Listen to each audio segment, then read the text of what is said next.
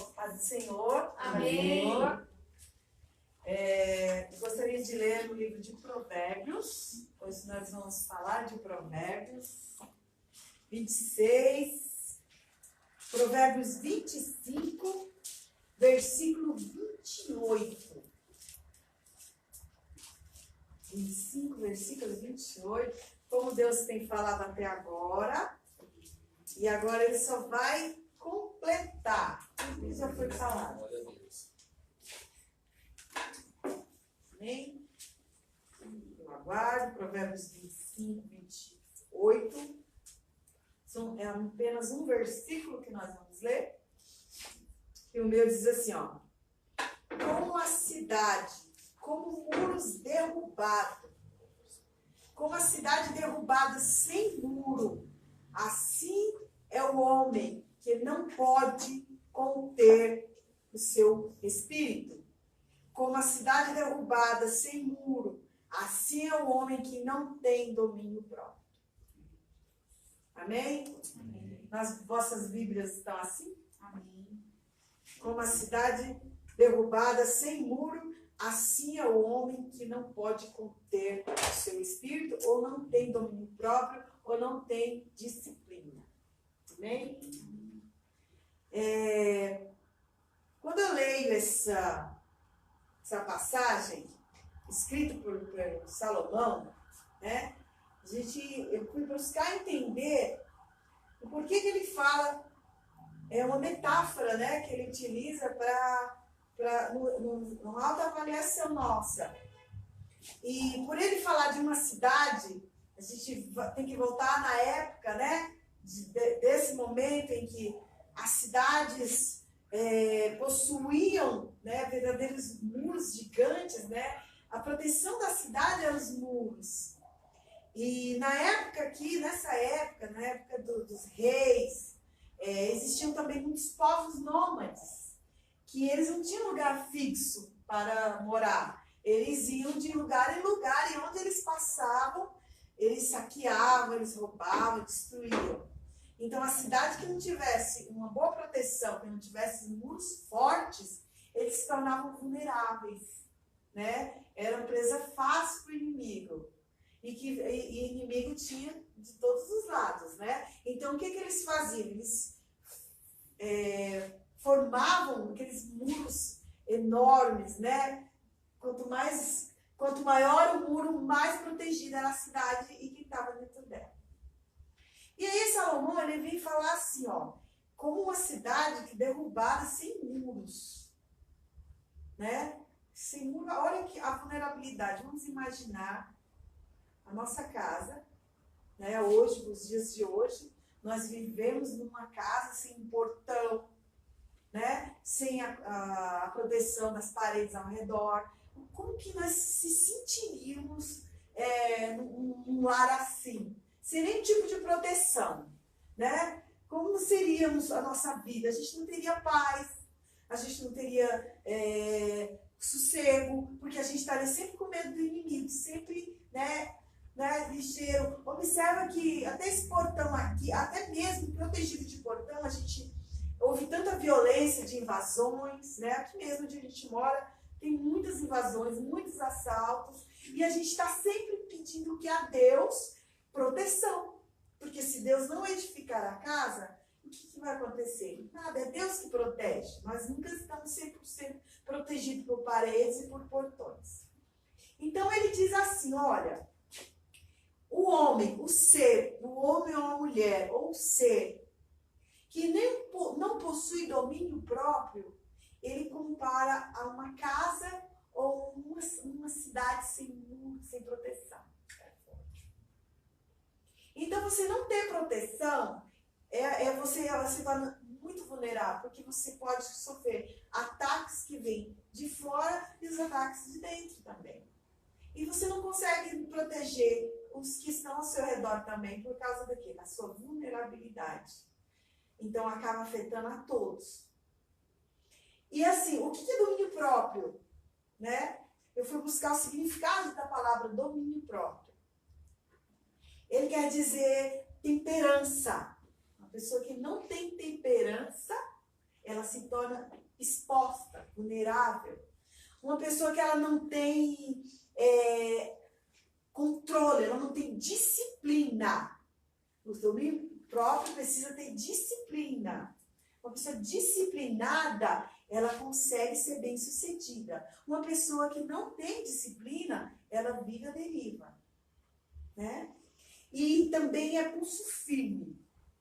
Significa pulso firme. Uma pessoa que ela tem domínio próprio, ela tem firmeza, né? No que ela faz, ela tem segurança, né? Então, uma pessoa que você pode contar. Se falar sim, é sim. Se falar não, é não.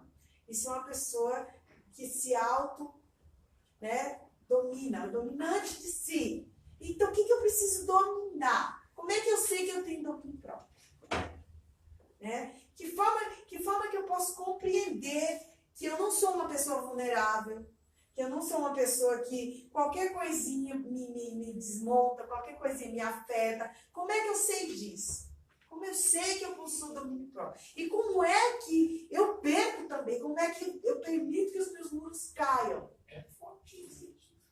Né? Como eu permito isso? Porque é permissão minha. Eu sei, eu entendo, eu tenho esse discernimento de que não adianta eu orar para Jesus. Jesus, toma conta de mim. Jesus, olha, faz isso por mim. Eu estou transferindo a responsabilidade que é minha. Né? Olha, faz isso por mim, me ajuda, eu preciso fazer disso, mas eu sou carne, eu não consigo reagir. Não, aliás, eu não consigo me disciplinar. Se Jesus me ajuda, e ele lá, você está transferindo a responsabilidade que é sua para ele. A decisão é sua.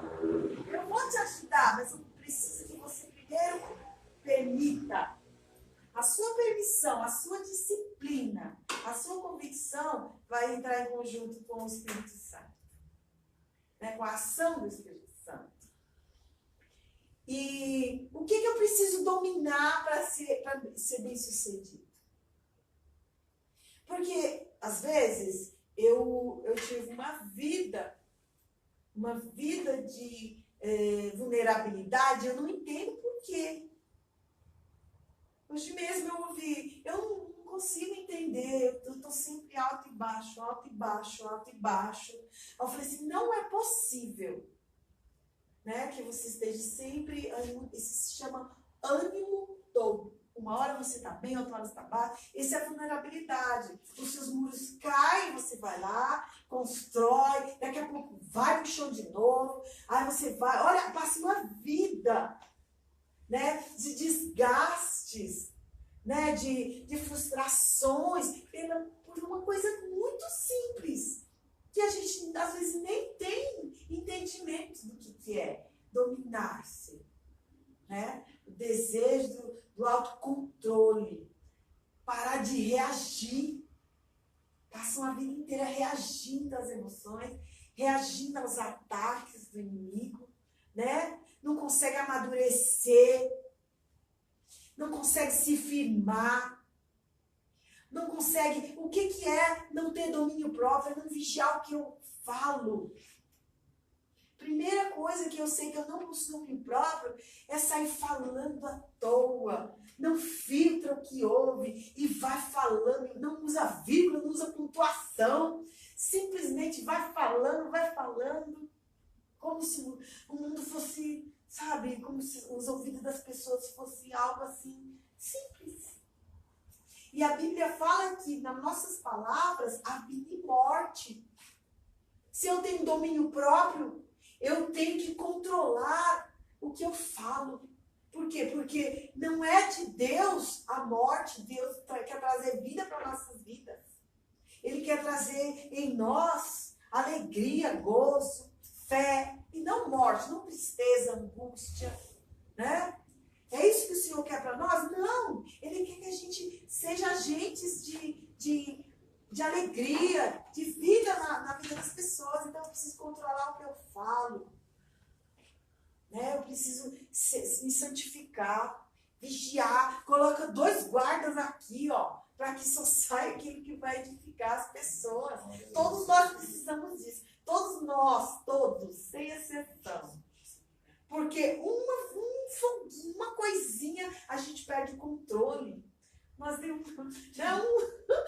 Uma coisinha simples, né? Que aconteça, uma afronta, a gente se fica indignada, e se a gente não fingir, a gente, cai toda a muralha ao nosso redor. Uma coisa que levou uma vida para construir, você pode perder em segundos por causa da má vigilância, da negligência, né? Por estar negligente, não estar ali aposto, vigilante com o que você ouve, não estar atento, não permitir que qualquer coisa entre no seu ouvido e traga esse ressentimento, se reaja. Eu digo que a primeira coisa que a gente precisa vigiar é o que a gente pensa. Pensamentos trazem palavras. Palavras vêm ações. Ações vêm hábitos. Hábitos geram caráter. Então eu preciso controlar o que eu penso. Por quê? Porque o inimigo, ele manipula a sua mente. E você precisa de quê? Você precisa do Espírito Santo para discernir o que é de Deus e o que não é.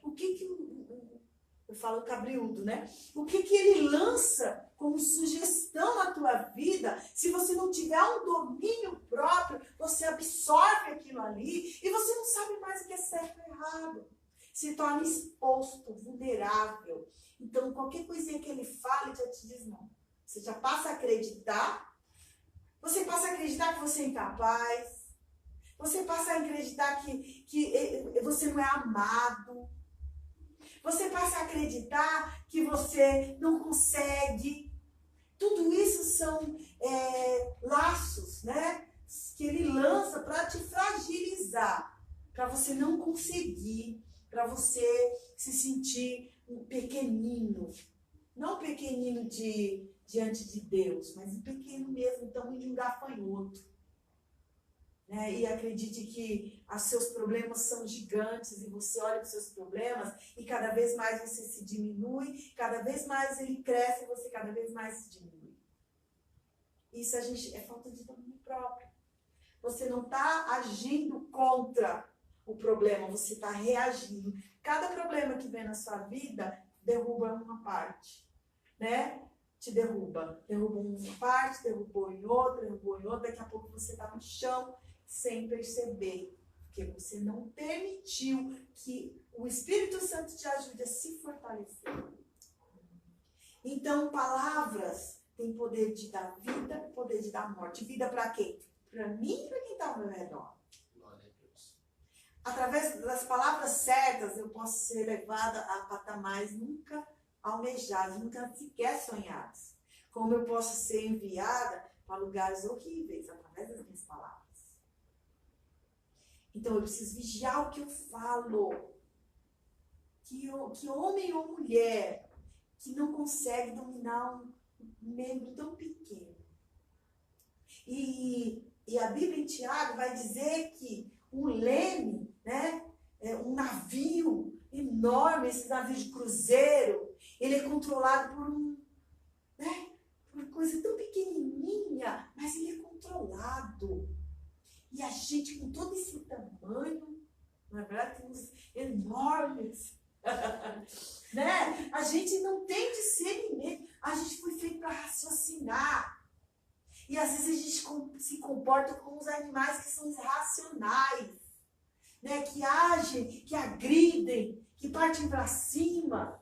Não é verdade? E somos racionais, Deus nos deu a consciência. Né? Olha como a gente age, às vezes, como animais.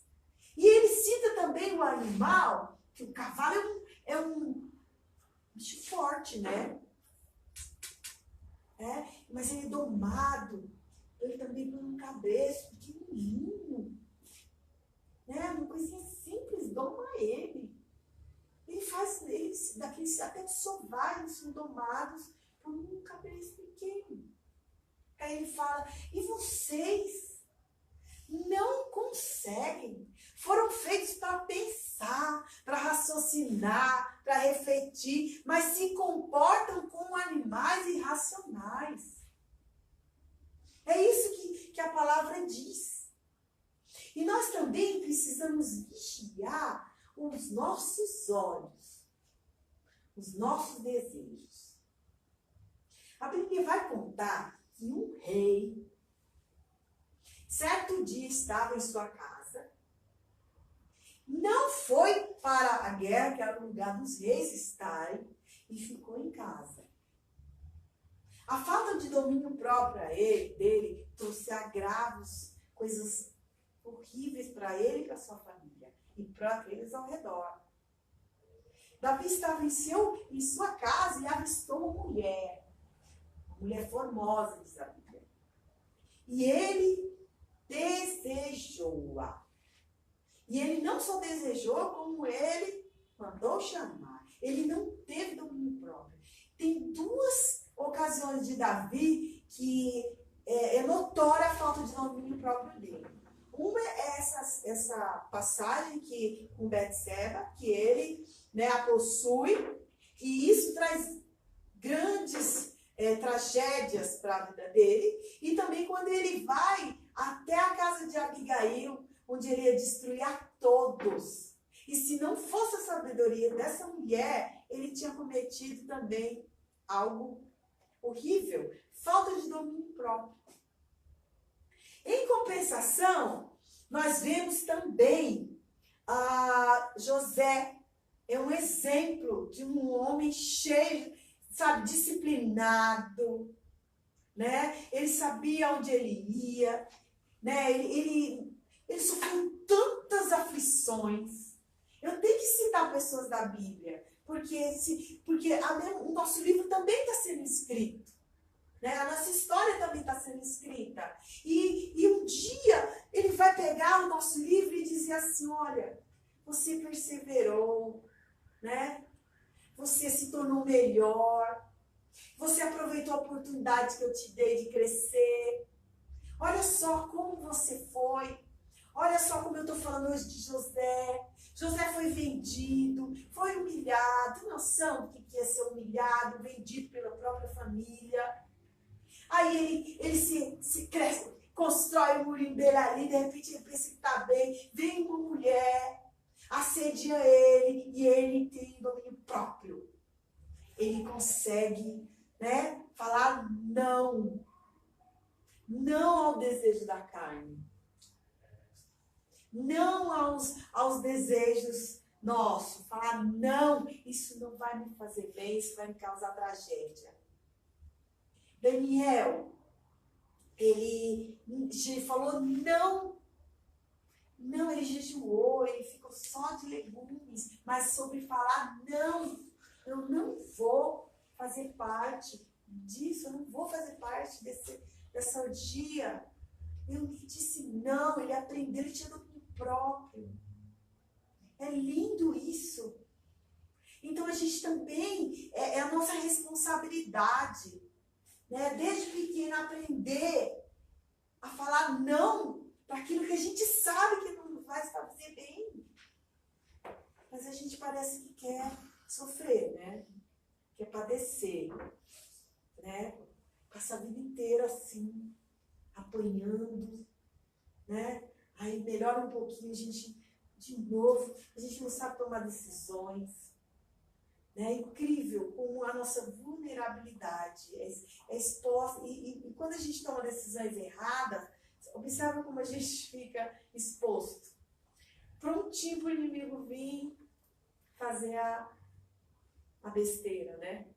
E observa que tinham dois irmãos, né, lá atrás, bem no comecinho.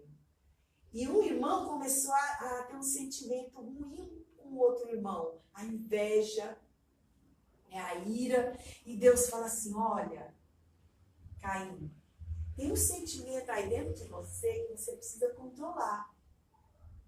Você precisa controlar esse ódio que está dentro de você. Porque senão você vai cair. E ele não controlou a ira que estava sentindo do irmão e matou o irmão. Mas Deus avisou ele. Olha, se você não controlar, vai ser a sua queda. Vai ser o seu fim. E ele não controlou. Ele permaneceu, ele continuou. Então a gente precisa ter esse discernimento. A gente precisa, sabe, estar atento, estar vigilante. E assim, tem no livro de Isaías, que eu quero falar sobre um homem chamado Isaías 38.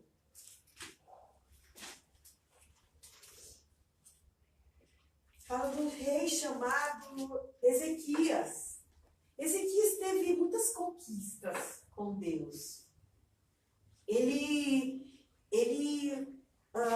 sofreu uma grande enfermidade e ele buscou a Deus, ele orou a Deus, né? E o Senhor deu livramento para ele. E assim, foi tão majestoso e tão glorioso que todos ficaram sabendo dessa vitória dele, né? Da cura da sua enfermidade. E assim, foi assim, né? Todos ficaram sabendo, foi um grande testemunho para todos a cura dele. E no 39, nós vamos ver que os embaixadores da Babilônia são enviados a Jerusalém. Vai lá em Jerusalém, porque há histórias assim daquela cidade, né, que houve curas e milagres lá com um rei muito bem sucedido. Vai lá ver qual que é o segredo dele. E assim, a falta de vigilância deste rei trouxe grandes tragédias para esse povo. Não só para ele, como todos. E diz assim, ó, a partir de 39:2 diz assim: E Ezequias se alegrou. Vamos ler do 1. Naquele tempo enviou Merodach Baladã, filho de Baladã, rei da Babilônia, cartas e um presente a Ezequias. Porque tinha ouvido dizer que havia estado doente e que já tinha convalescido. E Ezequias se alegrou com eles. E lhe mostrou a casa do seu tesouro, mostrou a prata, e o ouro, e as especiarias, e os melhores ungüentos, e toda a sua casa de armas, e tudo quanto se achava nos seus tesouros. Coisa nenhuma houve, e nem em sua casa, nem em todo o seu domínio, que Ezequias não mostrasse. Então o profeta Isaías veio a Ezequias e lhe disse: que foi que aqueles homens disseram e de onde vieram a ti? E disse Ezequias: da uma terra remota vieram a mim, da Babilônia. E disse ele: que foi que viram em tua casa? E disse Ezequias: viram tudo quanto há em minha casa, coisa nenhuma há nos meus tesouros que eu deixasse de lhe mostrar. Nós vemos aqui uma pessoa que ela se expôs ao inimigo. Né? Os seus muros, eles estavam de pé, não estavam derrubados os muros. Mas nessa situação, faltou vigilância. Às vezes eu até estou buscando, até eu tenho, né? Tenho todo um cuidado, eu ouço a palavra, eu pratico ela, porém, eu não vigio. Eu oro, mas eu não vigio. O inimigo aqui não precisou de um muro derrubado. Ele foi convidado a entrar. Foi aberta a porta para esse inimigo entrar por um lugar, uma brechinha, né? A porta perto de uma fortaleza, uma portinha da fortaleza é tão pequeno perto da fortaleza. Então essa portinha ela foi aberta, é uma pequena brecha que a gente permite, que a gente deixa, né, ali do lado achando que isso não tem importância. É nessa brechinha que ele vai entrar. Essa brechinha que a gente acha que a gente tem controle, mas a gente não tem controle. É nessa autossuficiência, nessa soberba de achar que eu estou pronto, que nada de mim vai me acontecer, é nisso que vai entrar o inimigo. Ele permitiu que o inimigo entrasse pela porta. O inimigo viu tudo que ele tinha, né? Viu seu armamento, viu os seus tesouros, né? Ele permitiu, ele convidou para que ele entrasse. Faltou o quê? Vigilância. E quando eu li isso daqui, sabe o que eu lembrei? De um filme chamado Troia. Quem não assistiu Troia aqui? A cidade, os muralhas de Troia eram impenetráveis no filme. Os gregos já tinham tentado inúmeras vezes entrar em Troia e não conseguiam. Então havia assim uma segurança muito grande dos troianos, que ninguém conseguia entrar nessas muralhas. E assim, a autossuficiência de achar que eles eram impenetráveis, deixaram eles o quê? Descansados. Faltou a vigilância. Até no momento da guerra, que eles acreditaram já ter vencido, né? Eles permitiram o quê? Por onde que entrou o inimigo no filme de Troia? Eles trouxeram o inimigo pela porta. Não precisou de invasão, né? Não precisou de esforço do inimigo para entrar, porque eles por si próprios trouxeram isso para dentro de casa. Vulnerabilidade, né? Falta de vigilância. O inimigo entrou, bem calminho, e pegou eles de dentro para fora. Então, a nossa vulnerabilidade em não vigiar também precisa estar a postos. A gente precisa estar atento o tempo inteiro. Não deixar que as nossas emoções falem por nós. Que a gente tem que estar vigilante o tempo inteiro, porque o orgulho também é um pecado. A soberba também é um pecado, né? Então, a gente precisa vigiar o quê? A língua, os olhos, a cobiça, né? Davi cobiçou. Vigiar o quê? Adivinha o que a gente precisa vigiar? Ai, meu Deus, a nossa vontade. Até o que a gente come precisa ser vigiado. Não é verdade? Se tudo for que é em excesso, desequilibra, né? A gente precisa vigiar as coisas pequenas. Porque eu não bebo, não fumo. É isso que a gente acha que é pecado, não é? Está errado. As emoções, os sentimentos ruins são pecados. Os vícios, quando eles tomam conta da nossa vontade, tomam conta do nosso tempo, a gente acha que isso daí não é nada, né? Isso não é nada, isso não vai me atrapalhar. E cada vez mais os vícios vão tomando conta da nossa vida, do nosso tempo. Nós tornamos vulneráveis. Por quê? Porque não temos prioridades. Né? Nós não priorizamos em escolher o que vemos, o que entra aqui. Qualquer coisa entra, qualquer coisa a gente se abate pelo que a gente está vendo aqui fora. Vulnerabilidade, falta de domínio próprio, falta de atenção. No livro de 1 Pedro, essa aqui é para fechar. O livro de 1 Pedro é uma exortação à santidade. É um ensinamento a ter controle, autocontrole, domínio próprio, a ser disciplinado. E ele diz assim, ó, 1 Pedro 1, 13. Vou ser bem breve. Quer ser bem sucedido? Aprenda a dominar-se. Não é uma obrigação do Espírito Santo se dominar, é uma obrigação sua. Falar não, se posicionar. Isso não vai me fazer bem. Eu não quero isso na minha vida. Portanto, cingindo os lombos do vosso entendimento, sedes sóbrios. E esperai inteiramente na graça que vos ofereceu na revelação do Espírito Santo. Sede sóbrios. Essa sobriedade aqui não está falando de quem bebe. Não é disso que está falando. Ser sóbrio, ter uma mente clara. Ter uma mente doutrinada. Eu preciso doutrinar a minha mente. Eu preciso doutrinar os meus pensamentos. Sabendo que tudo começa na mente, tudo começa nos pensamentos. Então eu preciso controlar o que eu penso. Eu preciso saber o que é bom e o que não é bom.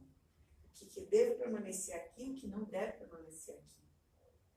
Então, essa sobriedade aqui é o quê? Mantenha-se uma mente clara. Eu não posso viver uma vida à deriva. Eu tenho que ter prioridades na minha vida. E eu que vou decidir essas prioridades. É diferente de uma pessoa que tem domínio próprio porque ela tem foco, ela é determinada, tem palavra, sabe? Tem prioridade, sabe o que vai fazer, onde eu vou chegar. E não é assim, ai, a vontade de Deus. Ele também precisa que você tenha certeza do que quer. Não seja uma folha. Sabe o que é uma folha seca? O vento leva para onde ele quer. Aí a gente ainda fala assim, Deus sabe todas as coisas. Para justificar a nossa vulnerabilidade, para justificar a nossa deriva, a nossa exposição, a nossa, sabe, falta de determinação, falta de foco. Aí vive uma vida assim, ó, sem fortalecimento. Então ele diz assim, sede sóbrio. Pare de reagir. Pare de ser uma pessoa que reage a tudo. Um ventinho já te derruba. Né? Vem uma dificuldade, não se fortalece, não aprende. Olha, o que eu preciso aprender? Eu preciso me fortalecer aqui. Você sabia que as plantas são tão sábias que elas entendem que aquela tempestade é para tirar as folhas secas? Observe que as árvores, as folhas secas não servem, não tem utilidade nenhuma. Então o vento vem, ó, com toda aquela força e leva tudinho, dá espaço para nascer o verdinho novamente. Elas têm tanto entendimento, acho que maior que nós, que elas adoram quando a gente tira aquela folhinha ali, ó. A dona daquela plantinha ali, ó, não tirou aquela folhinha amarela, tá fazendo mal para ela. Entendeu? A gente não tem esse entendimento do que vai fazer bem para nós, de passar por situações que vai nos fortalecer. O que a gente faz? A gente reage. Ai, tô sofrendo. Tá calúnia. Não é isso. É Deus nos preparando para ser grande, para sermos pessoas melhores. Deus quer que nós sejamos pessoas melhores, que a gente pare de reagir ao que a gente está vendo nesse mundo. E às vezes até se tornar igual. Que nós sejamos pessoas boas, de paz. Ele quer que a gente construa os nossos muros e tenhamos proteção, estejamos certos de quê? De que Ele está nos guardando. A gente não pode andar na rua com medo de tudo. A gente não pode estar dentro de casa com medo de tudo. A gente não pode ter uma vida de medo. Porque que Deus é esse que não consegue proteger teus filhos? Cadê a nossa segurança? Né? A gente perde o emprego e já entra em pânico. Né? O medo é tão grande que a gente não consegue ter clareza de pensamento, de buscar algo novo, algo melhor para nós, porque o medo já tomou conta de nós. O que vai ser de mim? Que vulnerabilidade é essa? Né? Eu sei o que eu estou falando. Já passei por momentos de tamanha angústia que eu só conseguia ver dificuldade. Sabe? Com tanta beleza ao meu redor, eu só conseguia ver as lutas. Que Deus é esse que é tão pequeno para mim? Né? Por que eu limito tanto Deus? Que formou tudo com a palavra. Que haja luz. Olha a beleza que nós temos, eu não consigo ver. Que vulnerabilidade é essa? Que falta de fé é essa? Nós que somos filhos, por acaso eu ia deixar um filho padecer? A não ser que ele não queira me ajuda. A não ser que ele não perceba que eu estou do lado dele. Que ele queira levar o próprio caminho dele, sem instrução, sem uma direção. Que filho é esse? Que não ouve a voz do pai, né? Que não tem controle de suas emoções. É isso que o Senhor está falando aqui.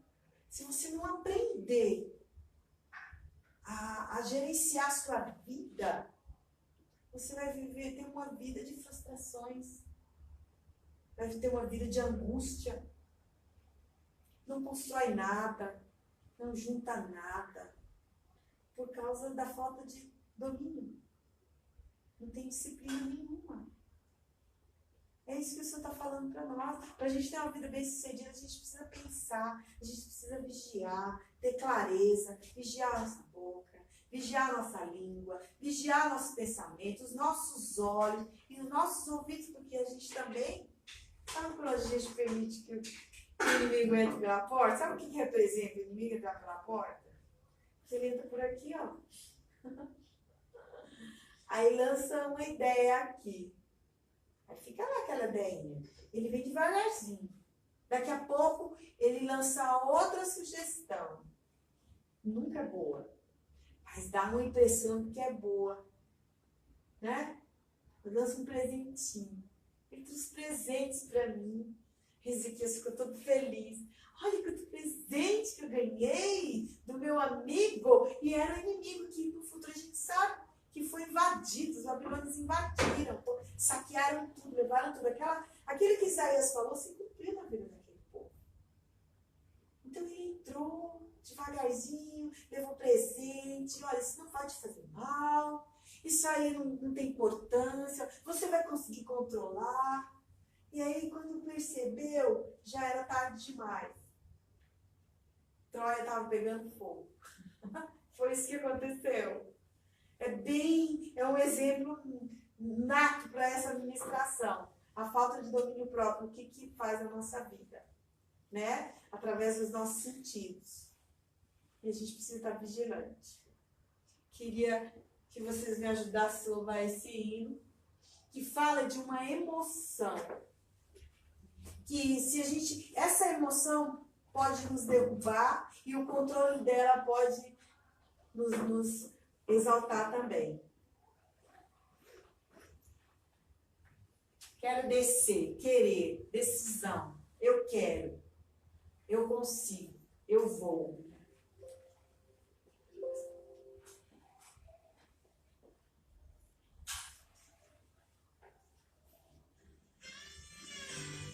É lindo esse louvor.